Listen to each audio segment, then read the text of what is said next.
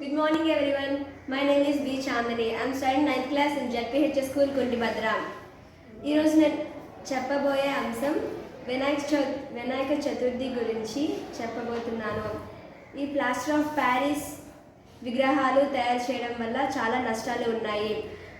ఆ నష్టాల గురించి నేను చెప్పబోతున్నాను. ప్లాస్టర్ ఆఫ్ ప్యారిస్ చేసే విగ్రహాలు చాలా హార్మ్ఫుల్ అండ్ కెమికల్స్తో తయారవుతాయి.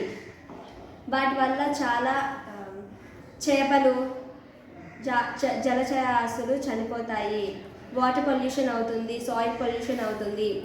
అవి ఆ నీరు పొలానికి పంపించిన తర్వాత భూమి సారవంతం పోతుంది అండ్ అక్వాటిక్ లైఫ్ అవన్నీ చనిపోతాయి.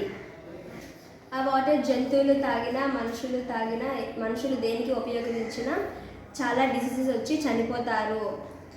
కాబట్టి మనం మట్టి వినాయకుల్ని తయారు చేద్దాం,